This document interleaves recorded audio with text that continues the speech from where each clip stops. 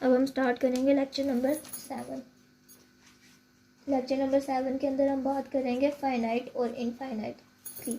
Finite वो set होते हैं जो काउंटेबल होते हैं, इनफाइनाइट वो होते हैं जो काउंटेबल नहीं होते और जिनकी कोई हद मुकर्रर नहीं होती है। फॉर एग्जांपल फाइनाइट सेट है, एक आपको सेट दे दिया है 1 2, ये जा रहा है आपका 10 तक, आप इसको काउंट कर सकते हैं, आपको उसकी हद दे दी गई है कि ये 10 तक जा रहा है, 1 से लेके 10 तक जा रहा है, तो ये क्या होगा, फाइनाइट सेट होगा आपका। अब इनफाइनाइट सेट वो होता है जिसकी आपको कोई हद नहीं दी गई होती, मतलब ये जा रहा है 1 2 सो ऑन, ये चलता जा रहा है, उन्होंने आपको कोई हद नहीं दी, यहाँ पे ब्रैकेट बंद कर दिया, तो ये हमारा कौन सा सेट होगा, इनफाइनाइट सेट। जिसके अंदर कोई हद नहीं दी गई होगी वो इनफाइनाइट होगा, और जिसमें आपको बताया गया होगा कि ये 10 तक जा रहा है बस, तो वो फाइनाइट सेट होगा। 10 नहीं, मतलब वो कुछ भी बता देंगे कि आपका ये सेट यहाँ तक जा रहा है, वो आपका फाइनाइट सेट होगा। बस लेक्चर नंबर 7 आपका इतना सा था, छोटा सा। आगे से हम स्टार्ट करते हैं लेक्चर नंबर 8। अब लेक्चर नंबर 8 में क्या बात हो रही है, यूनियन और इंटरसेक्शन की। वेन डायग्राम में हम यूनियन और इंटरसेक्शन को कैसे रिप्रेजेंट कर रहे होते हैं। आप देखें, मैं आपको बुक वगैरह से नहीं समझा रही, क्योंकि मैंने आपको आज के एक ही दिन में पूरी का पूरा मिड टर्म क्लियर करवाना है। इतनी डीपली जाएंगे तो बहुत लंबा हो जाएगी वीडियोस, पेपर्स स्टार्ट हो गए हुए हैं। हम सिर्फ और सिर्फ इम्पोर्टेंट देखेंगे, आपकी कॉन्सेप्ट क्लियर हो जाएंगे जिससे। अब कोई एग्जांपल यहाँ से पकड़ लेते हैं कि हमने इनको फिल कैसे करना है। तो ये जो ऊपर सारा जा रहा है ना, इनमें से आपको कोई क्वेश्चन नहीं आएगा, जैसे ये belongs to, X belongs to G, ये वाले, इनमें से कुछ भी नहीं आएगा आपको। इनमें से एमसीक्यूज आ सकता है, वो पूछेंगे कि ये जो आपको दिया गया है ना डायाग्राम, इसके अंदर ये किस चीज़ की वेन डायाग्राम बनाई गई है, आपने चूज़ कर लेना। ये भी मैं आपको जब समझाऊंगी आपको समझ आ जाएगा, तो आप एमसीक्यूज कर सकते हैं वो वाले इजीली।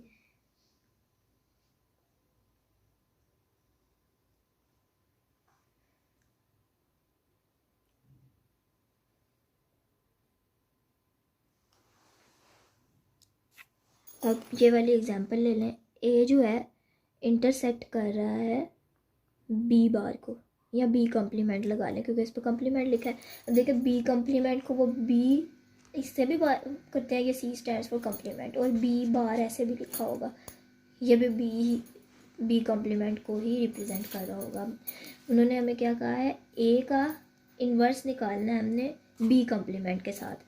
अब अगर हम बीच में इनका इन्वर्स निकाल लें, इंटरसेक्शन निकाल लें, सॉरी इंटरसेक्शन अगर हम निकाल रहे हैं ए इंटरसेक्शन बी कॉम्प्लीमेंट, तो जो ए के अंदर टर्म होगी और बी के अंदर सेम होगी, हम सिर्फ वो लेंगे। For example A is equal है 1 2 के, बी आपका इक्वल है 1 2 और 3 के, ठीक है। इसमें से हम सिर्फ वो लेंगे जो दोनों में कॉमन है, 1 और 2 आ जाएगा आपका।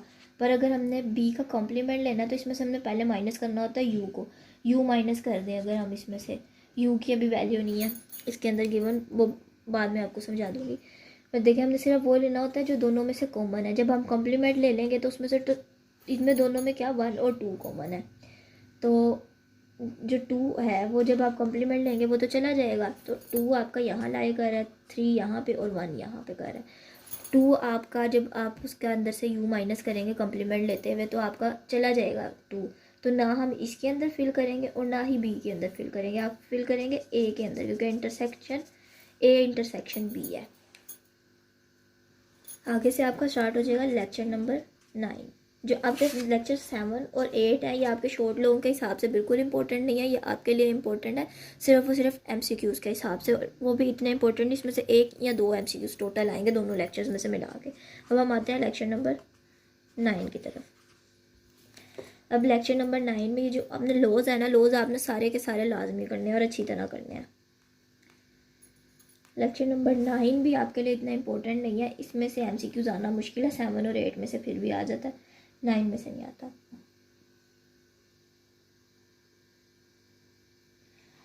अब ये देखें solution, a minus b a equal है a इंटरसेक्शन b के। अब हम यहाँ पे इसको सॉल्व करके देखते हैं। माइनस का मतलब होता है जो सेम वैल्यूज़ होंगी ना वो कट जाती हैं आपस में। अब a आपका इक्वल है 1 2 और 3 के, b आपका इक्वल है 1 और 2 के। अब हमने क्या करना है, सबसे पहले फाइंड ए और बी, ए माइनस बी इक्वल है, ए की वैल्यू लिख देंगे 1 2 3, इसमें से माइनस कर देंगे 1 और 2 को, 1 1 से कट जाएगा। ये मैं आपको एक एग्जांपल दे रही हूँ, वैसे ऐसे काटना नहीं है, आपने सेम वैल्यूज़ कट जाती हैं इसलिए मैं काट के बता रही हूँ। 2 2 से कट जाएगा, पीछे क्या बचेगा, बस 3, ए माइनस बी में आ जाएगा 3, ये आपकी एक वैल्यू आ गई। अब आपने ए माइनस बी फाइंड करना है। ए क्या था आपका, 1 2 और 3, माइनस करना है आप में इसमें से ए माइनस बी, 3 आ जाएगा, 3 3 से कट जाएगा आपके पास पीछे ए माइनस बी में क्या बचेगा,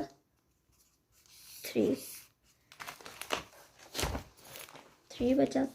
अब आपने ए इंटरसेक्शन बी, आपकी ये लेफ्ट हैंड साइड आ गई ना, आपकी ये लेफ्ट हैंड साइड है, लेफ्ट हैंड साइड आपकी 3 आ गई। अब ए इंटरसेक्शन बी आपने फाइंड करना है। ए था 1 2 और 3,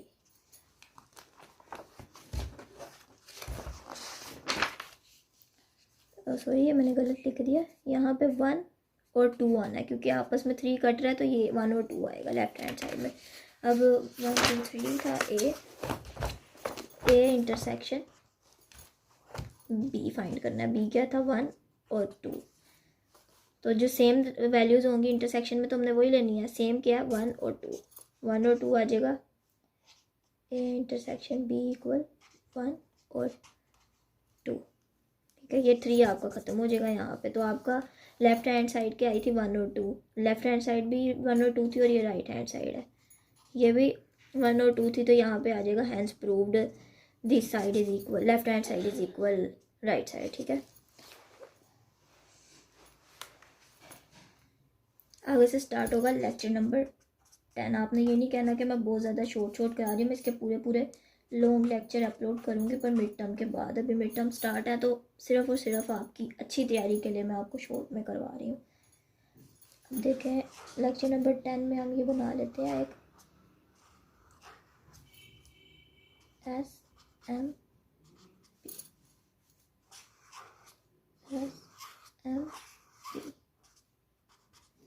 2 ही बना लेते हैं बस, काफ़ी। अब इसके अंदर हमने क्या करना है, let M represent the set of computer using having modem. M जो है वो मोडेम के लिए है, S जो है वो स्कैनर के लिए है और P जो है वो प्रिंटर के लिए यूज़ हो रहा है यहाँ पर। अब ये उन्होंने आपको सॉल्यूशन में बता दिया कि P किसको स्टैंड करे, M किसको। अब यहाँ पे उन्होंने क्या दिया हुआ है, modem and printer but no scanner. Scanner नहीं होगा जिसके अंदर नंबर 1 है ना, इसके अंदर स्कैनर नहीं है मगर मोडेम और प्रिंटर है, मोडेम और प्रिंटर ये है, ठीक है, और स्कैनर इसके अंदर नहीं है। तो मोडेम और प्रिंटर कहाँ पे इंटरसेक्ट कर रहे हैं, इस एरिया में आके ना वो एक दूसरे को इंटरसेक्ट कर रहे हैं ये वाले एरिया में, तो इसको हम कलर कर देंगे, बाकी सारा वैसे ही रहने देंगे।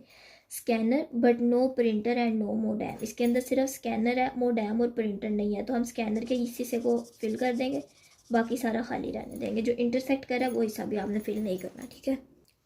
अच्छा, तो 10 लेक्चर्स तक हमारा हो गया। ये सारे के सारे ना आपके 7 से 10 तक इम्पोर्टेंट नहीं थे, आगे से लेक्चर नंबर 11 से आपका इम्पोर्टेंट लेक्चर स्टार्ट हो रहा है, लेक्चर नंबर 7 और 10 इतना, 7 से लेकर 10 तक इतना इम्पोर्टेंट नहीं था, लेक्चर नंबर 11 आपका इम्पोर्टेंट लेक्चर स्टार्ट हो रहा है। इसमें से पेपर आता है, इसमें से आपको एक लॉन्ग भी आएगा और MCQs भी 2-3 आएंगे, ठीक है। लेक्चर नंबर 11 का नाम क्या है, रिलेशन।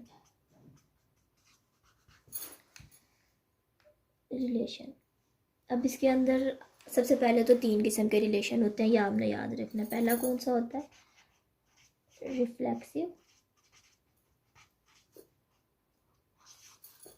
सेकंड होता है सिमेट्रिक और थर्ड होता है ट्रांजिटिव।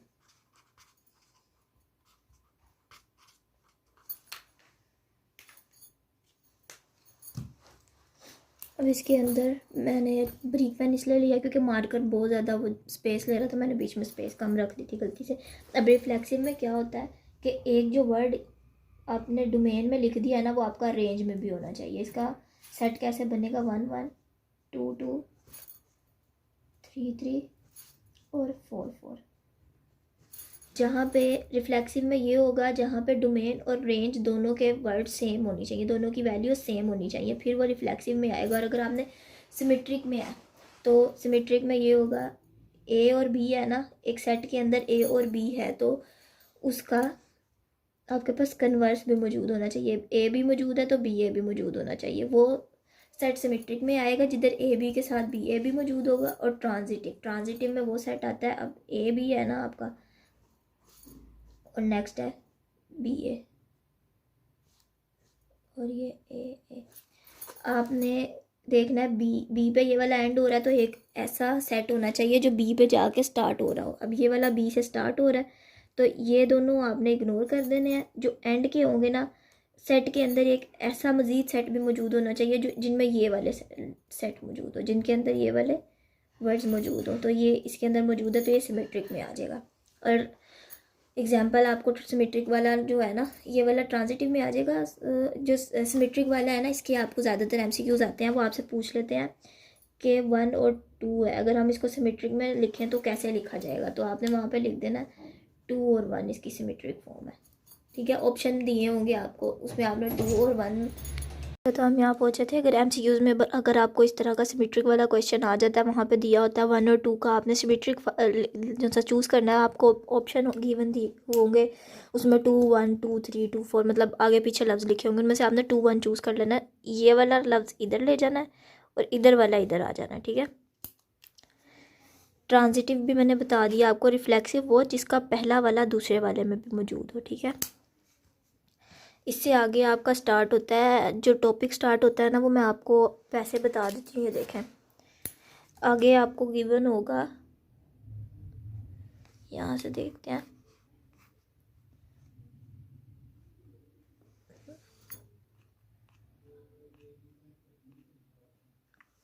अभी फ़िलहाल इसके अंदर मुझे उससे रिलेटेड कोई क्वेश्चन नहीं मिल रहा, मैं आपको अपनी तरफ से एक बना के करवा देती हूँ। उसके अंदर आपको ए दिया होगा, उसके अंदर आपको बिलफर्स 3 नाम दे दिए हैं, अली, हमज़ा और उमर। ये आपको 3 नाम दे दिए ए में, और बी में आपको दे दिए उन्होंने 3 सब्जेक्ट, इंग्लिश, फिज़िक्स और मैथ।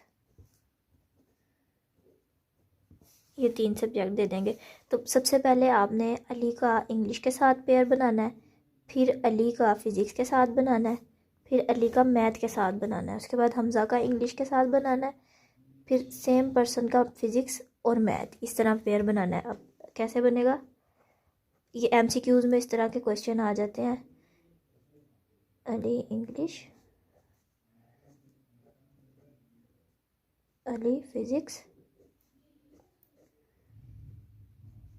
अली मैथ, उसके बाद सेम ये आपने हमज़ा के नेम के साथ सेम लिख देने हैं तीनों, और फिर उमर के नेम के साथ। ठीक है, इस तरह से आपका ये एमसीक्यूज़ होगा कंप्लीट।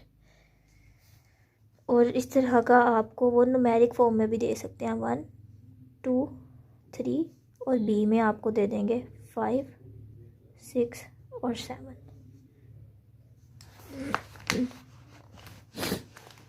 इसके अंदर आपने करना होगा, अगर इसका आंसर देना होगा तो आएगा 1 5 1 6 1 7, फिर 2 5 2 6 2 7 3 5 3 6 और 3 7। ठीक है, इस तरह के क्वेश्चन होंगे आपके।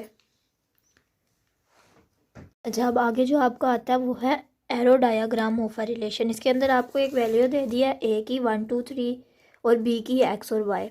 आर की वैल्यूज़ आपको दे दी हैं। अब इसके अंदर हमने कैसे बनाना है, ये ए का और ये बी का बना दिया, 1 2 और 3 एक्स और वाई। अब वन किसके साथ जा रहा है, वाई के साथ। 1 को सबसे पहले हमने वाई की तरफ लेके जाना है, फिर है 2x, 2 को x की तरफ, 2y, 2 फिर y की तरफ, 3 और x, फिर 3 को x की तरफ इस तरह लेके जाना है। एरो डायग्राम इस तरह बनानी है, इसमें से आपको क्वेश्चन बहुत ही कम आते हैं। और डायरेक्ट ग्राफ ऑफ रिलेशन बताती हूँ कैसे बनना है। Direct graph of relation. अब इसके अंदर आपको वैल्यूज़ दी गई हैं 0 और 0। इधर हम लिख देते हैं 0 1 2 3। नंबरिंग जैसी मर्जी हो उस पर आपने ध्यान नहीं देना। अब 0 है ना, 0 पहले 0 के साथ मिल रहा है तो 0 को 0 से निकाल के 0 के साथ ही अटैच कर देना है। उसके बाद है 1, 1 को 3 के साथ किया, 2 को 1 के साथ,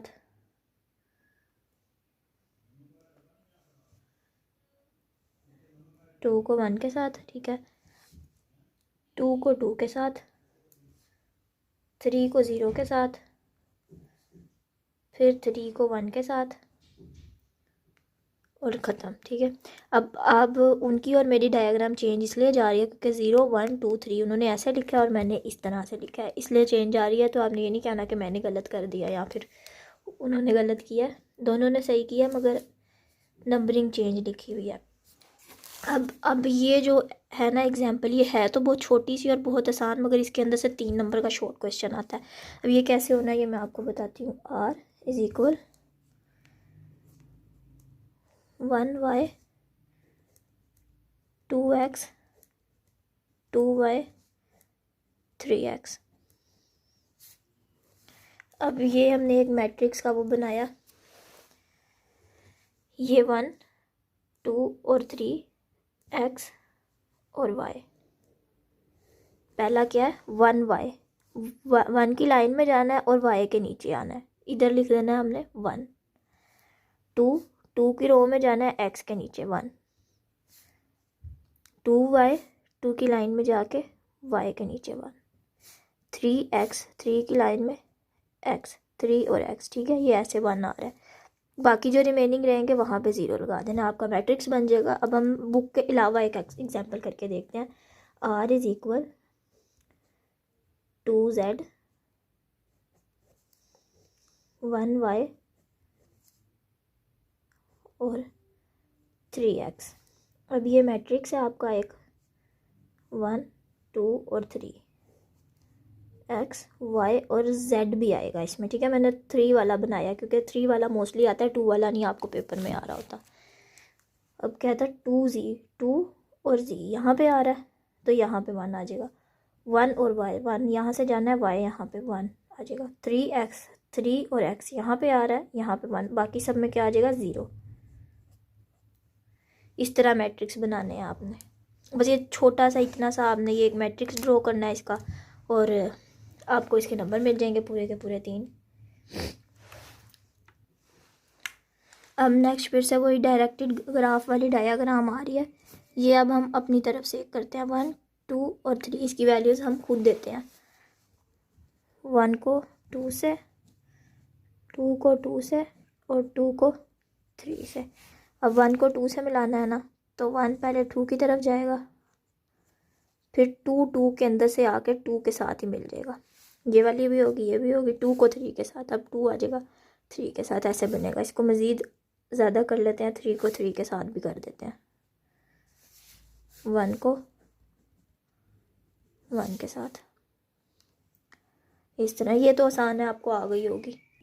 आगे स्टार्ट होता है lecture number 12, type of relation. Type of relation में आपको पहले ही बता चुकी हूँ, रिफ्लेक्सिव, ट्रांजिटिव और थर्ड वाली जो थी सिमेट्रिक। एक लेक्चर नंबर 12।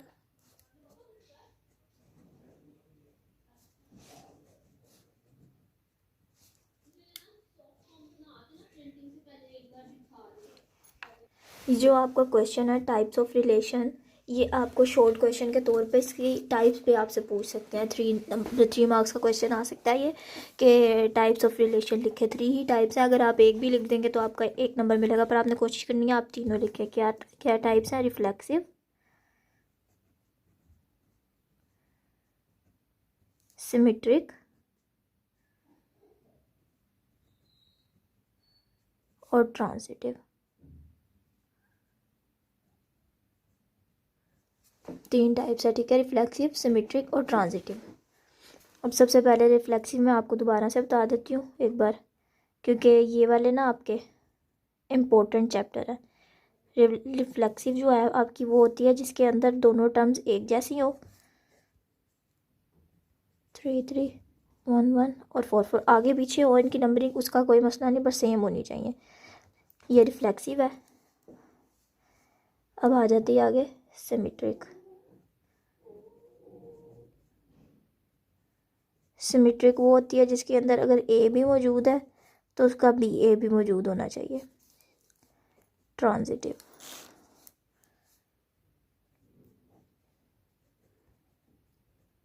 ट्रांजिटिव में ये था कि अगर ए भी आपके पास मौजूद है, बी ए मौजूद है और ए मौजूद है, तो देखें बी पे एंड हो रहा है ये वाला, तो एक और ऐसा मौजूद होना चाहिए उसके अंदर, पूरे सेट के अंदर, जो बी से स्टार्ट हो रहा हो।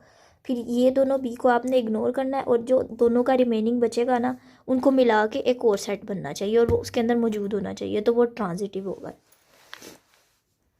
आगे चैप्टर नंबर 12 में सब कुछ वो रिपीट हो रहा है जो हम पहले पढ़ चुके हैं। अब इसके अंदर क्या क्या आ रहा है, वही वाली डायाग्राम्स आ रही हैं उस टाइप की जैसे हम पहले पढ़ के आ गए हैं। डायरेक्टेड ग्राफ आ रहे हैं, ये सारे हम पीछे कर रहे हैं। या ट्रांजिटिव और रिफ्लेक्सिव भी हमने पीछे पढ़ लिया था। आगे से हम स्टार्ट करते हैं इसके अंदर लेक्चर नंबर 13 को। अच्छा, तो लेक्चर जो 13 है उसके अंदर भी आपकी वही पुरानी चीज़ें रिपीट हो रही हैं। रिफ्लेक्सिव है, सिमेट्रिक है, ट्रांजिटिव है, ये हम पहले पीछे पढ़ रहे हैं। डायरेक्टिव ग्राफ कैसे बनाना ये भी पढ़ रहे हैं। दोबारा मैं रिपीट नहीं कर रही, बार बार बता रही कि दोबारा रिपीट इसलिए नहीं कर रही क्योंकि टाइम शॉर्ट है। मैट्रिक्स कैसे बनाने हैं ये भी हम पीछे देख आए हैं कि जो जो टर्म आपको दी होगी वहाँ पर 1 लिख देना, जो नहीं होगी बाकी जो रिमेनिंग होंगी उन सब में 0 आ जाएगा, ठीक है। मैट्रिक्स वाला भी हो गया। और कौन सा रहता है आगे, एंटी सिमेट्रिक रिलेशन जो है, इसके अंदर से आपको एक एमसीक्यूज आता है। सिमेट्रिक और एंटी सिमेट्रिक जो हैं वो आपस में एक दूसरे के क्या इन्वर्स होते हैं। तो इसका ये वाला जो सेकंड पार्ट बना हुआ है ना, ये आपको एमसीक्यूज में आता है कि the properties of being symmetric and being anti symmetric are not negative of each other. इसमें से ये मिसिंग होता है, negative of each other. Files का तो मुझे नहीं लगता कि हमारे पास टाइम रहेगा करने का, क्योंकि हमने यही बहुत लंबे कर लिए हैं लेक्चर्स, पर फिर भी हम कोशिश करेंगे कि फाइल्स एंड में एक बार रिवाइज कर लें हल्की सी। आगे इसके अंदर रिफ्लेक्सिव और वो ही सब आ रहा है जो मैं पहले करा चुकी हूँ। इससे आगे आएगा inverse of relation. Inverse of relation भी हम पहले पढ़ के आए हैं, पर इसमें हमने यूज़ करनी है डायाग्राम। यह है lecture number 14।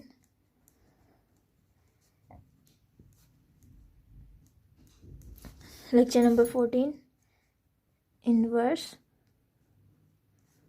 Of relations. Inverse of relations हमने इसमें करने हैं। एरो डायाग्राम है, अगर आपको दी हुई है 2 3 और 4, 2 6 और 8, ये पहले उन्होंने 2 को 2 से मिलाया हुआ, इधर से देख के आपने खुद बनाना है। ये 2 को 6 से, 2 को 8 से, 3 को 6 से, 4 को 8 से। अब अगर वो इन्वर्स आपको इस डायग्राम का इन्वर्स निकालने का कहेंगे R1, अगर इसका हमने निकालना है तो वो हम इधर निकाल के बताती हूँ। 2 3 4 2 6 8, जहाँ पे एरो का जो साइन है ना ये इस तरफ जा रहा है ना, तो आपने इस तरफ ले आना। 2 को 2 से, 6 को 2 से, 6 को 3 से, 8 को 2 से और 8 को 4 से, ऐसे कर देना, ठीक है।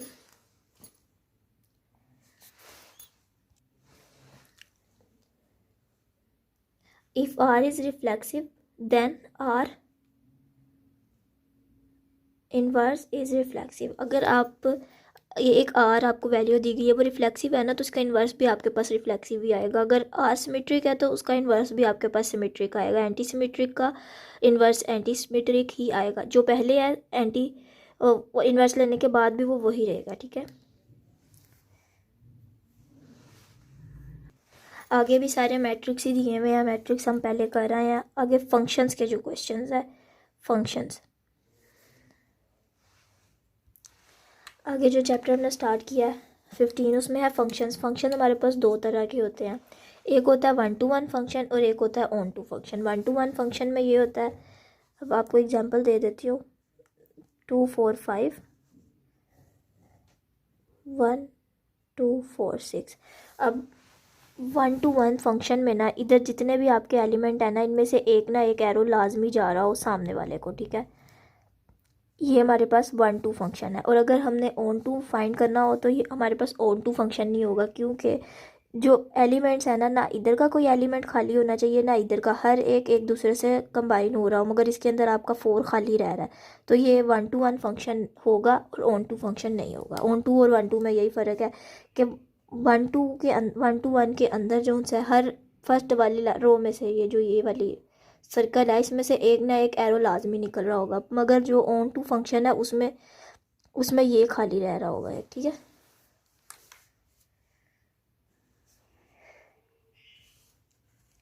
आगे हमारे पास आता है, आगे हमारे पास फिर से एंड और नोट गेट आ गया। ये भी हमने पहले कर लिया, ये भी दोबारा नहीं करेंगे। टाइप्स ऑफ फंक्शन, दोबारा से वही टाइप्स ऑफ फंक्शन जो मैंने अभी आपको बताई हैं कि 1-to-1 फंक्शन होता है और ऑन-टू फंक्शन होता है, वो भी आपको पहले बता दिया। आगे बाइजेक्टिव फंक्शन 1-to-1 को ही कह रहे हैं हम।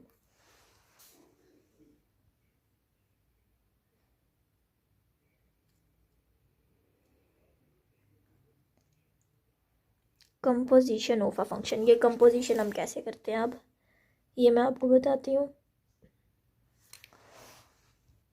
अब इसके अंदर हम ये वाली एग्जांपल देखते हैं, ये मोस्ट इम्पोर्टेंट एग्जांपल है और 2023 में ये एक बार पेपर में आ चुकी है, ये आपने गौर से देखनी है तो इजी 3 मार्क्स की थी, पर आपने ये देख लेनी है। इस तरह के मज़ीद क्वेश्चंस भी आपको आ सकते हैं।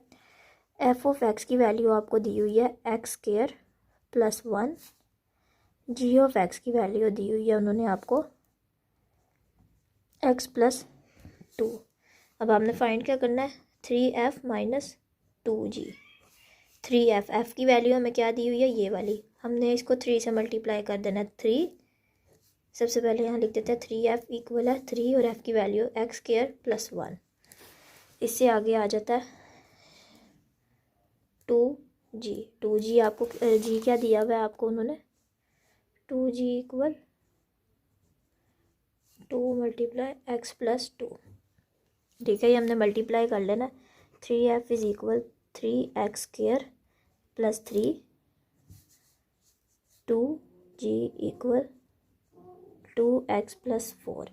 अब हमारे पास 3f भी आ गया और 2g भी आ गया। हमने फाइंड क्या करना है, ये वाली वैल्यू। अब हम फाइंड करेंगे 3f - 2g, ये हमारा इक्वल आएगा 3x² + 3 माइनस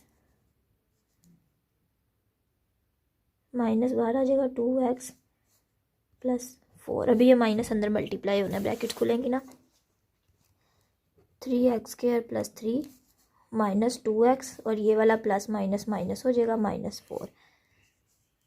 3x² - 2 + 3 में से अगर हम माइनस करें 4 तो ये -x आ जाएगा। ये इसका आंसर है। ये इतना सा क्वेश्चन था, पर ये आपको 3 मार्क्स का आता है। और जिस तरह के मज़ीद क्वेश्चन भी आ सकते हैं, इसकी मैं आपको प्रैक्टिस करवा देती हूँ मज़ीद की। अब वो हम लोगों को वही वाला हम ले लेते हैं, पीछे वाला, ये x² + 1, जी ऑफ एक्स हम लोगों को उन्होंने दिया हुआ है, उन्होंने नहीं दिया, ये हम खुद अपनी तरफ से रख रहे हैं, x + 1। अभी हम अपनी तरफ से क्वेश्चंस बना रहे हैं, क्योंकि बुक के अंदर, बुक से कभी कभी ऐसा भी होता है कि बुक से हट के क्वेश्चन आ जाता है, इसलिए हम खुद से बना रहे हैं थोड़े से क्वेश्चन कि आपका कॉन्सेप्ट क्लियर हो जाए, ठीक है। अब हमने फाइंड करना है, पहले हमने 3f - 2g फाइंड किया ना, तो अब हम 2f - 2g फाइंड करके देखते हैं। 2f हमारे पास आएगा 2 × x² + 1, 2g हमारे पास इक्वल आएगा 2x + 1 के। 2f is equal 2x² plus 2g equals 2x plus 2। अब हमने इनको आपस में माइनस करना था, 2f minus 2g, 2x² plus 2। ये आपने हमेशा याद रखना, माइनस बार आ रहा है तो उसने अंदर जाके मल्टीप्लाई लाजमी होना है, ब्रैकेट जब खुलेगी तो उसने मल्टीप्लाई लाजमी होना है अंदर जाके। बस ये क्वेश्चन में एक गलती कर जाते हैं, 2x² plus 2 minus 2x plus minus minus और फिर से यहाँ पे 2 आ गया, 2x² माइनस 2, ये प्लस 2 और माइनस 2 आपस में कट जाएंगे तो इसकी जगह कुछ भी नहीं आएगा, तो आंसर आ जाएगा 2x² माइनस 2, ये आंसर आ जाएगा आपका। अब आगे हमारे पास लेक्चर नंबर 19 आ जाता है। लेक्चर नंबर 19 है हमारे पास सीक्वेंस का। इसके अंदर से मोस्ट इंपॉर्टेंट जो आपको एग्जांपल है ना एक वो बताती हूँ, वो 80% चांस होते हैं कि अगर आए तो वो ही आएगी। अब ये लेक्चर नंबर 19 की है। ये आपने ना एक बार ख़ुद भी प्रैक्टिस करनी है, क्योंकि ऐसा होता है कि आपके पास एग्ज़ाम सॉफ्टवेयर में वहाँ पे मैथ टाइप होता है और वो चल नहीं रहा होता सही से, मतलब जिनको यूज़ नहीं करना आ रहा होता। वैसे मैं आपको मैथ टाइप का एक ट्यूटोरियल दूंगी, पर अभी तो जब तक मैं दूंगी आपका शायद तब तक पेपर हो गया हो, इसलिए 4 1 माइनस 2 इज़ माइनस 77। अब हमने बताना ये कितने नंबर पे आता है स्टम में। अभी मैं आपको इसको फॉर्मूला के साथ कराऊंगी ना, ये इसका फॉर्मूला गिवन है, ठीक है। A N is equal A plus N minus 1 और डी। ये जो डी है इसमें फॉर्मूला में ये होता है डिफरेंस का। हमने डिफरेंस कैसे फाइंड करना है, हम जो ये वाली वैल्यू है 1, सेकेंड वैल्यू में से फर्स्ट वैल्यू को माइनस कर देंगे, आ जाएगा -3। फर्स्ट फिर से थर्ड वैल्यू में से सेकंड माइनस कर देंगे, -2 -1 आ जाएगा -3। मतलब इसका डिफरेंस क्या है, -3। ये हमने क्या निकाला, डी इज इक्वल -3। अब जो ए है ना, ए एन, और इधर A1 आएगा, ठीक है। ये A1 लिखो या ना लिखो वो सही है। जो AN है ना, वो लास्ट वाला जो आपको वैल्यू दी होती है वो होती है। यहाँ पे -77 आ जाएगा। जो फर्स्ट वैल्यू है वो यहाँ A1 की जगह आ जाएगी 4 प्लस n माइनस 1। n हमने फाइंड करना है, इसका डिफरेंस हमें दिया हुआ है -3। -77 इक्वल 4 प्लस इधर माइनस आ जाएगा, plus minus -3n plus minus minus ही आएगा -3 -77 इक्वल्स 4 में से 3 माइनस किया इधर -3n -1 रह जाएगा। -77 ये वाला -1 इधर आके +1 हो जाएगा equals -3n -76 is equal 3n। अच्छा, ये हमने यहाँ से गलत कर दिया, यहाँ पे माइनस माइनस प्लस आना था और मैंने माइनस कर दिया। ये हम दोबारा से कर लेते हैं। यहाँ से -77 ऐसे ही आ गया इक्वल्स 4 प्लस n -1 -3। अब हम यहाँ से सॉल्व करना दोबारा से स्टार्ट करते हैं। 4 प्लस -3 की जगह यहाँ पे -3n आ जाएगा, प्लस माइनस ओ माइनस माइनस यहाँ पे +3 आ जाएगा। -77 4 और 3 को हमने प्लस कर दिया, 7 -3n आ गया। ये वाला 7 इधर आके माइनस हो जाएगा, माइनस का हो जाएगा -7 इक्वल्स -3n। ये आ जाएगा हमारे पास 84 इज इक्वल -3 -84।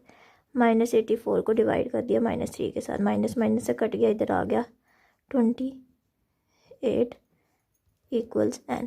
ये आंसर आएगा इसका। इस तरह के आपको मज़ीद क्वेश्चंस भी आ सकते हैं, ये भी बहुत इंपॉर्टेंट है। आगे हमारा आता है लेक्चर नंबर 21। इसके अंदर आपका जो पेपर के पॉइंट ऑफ व्यू से इम्पोर्टेंट टॉपिक है ना, उसमें आपका आते हैं डेफिनेशंस। आपको MCQs में वो ये वाली डेफिनेशन पूछेगा जो लेक्चर नंबर 22 में है।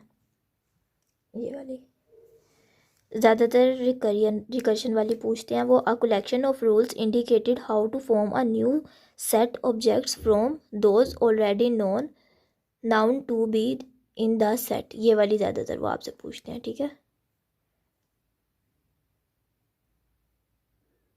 ये आपने तीनों डेफिनेशंस देख लेनी है, बेस की भी, रिस्ट्रिक्शन की भी, रिकरियन की भी। बस बाकी इन चैप्टर्स में से पेपर्स में कुछ भी नहीं आता, इतने इम्पोर्टेंट नहीं है ये। सो हमारा मिड टर्म का सिलेबस जो है वो तकरीबन ख़त्म हो चुका है, एंड हो चुका है यहाँ पे।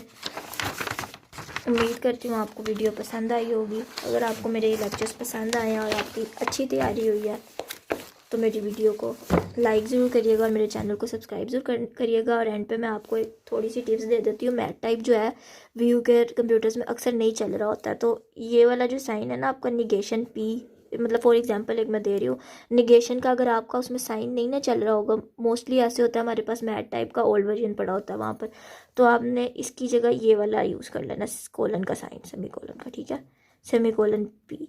उनको पता है कि ये सेमी कोलन भी उसी की निगेशन के लिए यूज़ होता है। आपके नंबर नहीं कटेंगे, आपने ये साइड यूज़ कर लेना, ये कीबोर्ड में आपको आराम से मिल जाएगा, ठीक है। और क्या चीज़ नहीं उसमें गिवन होगी।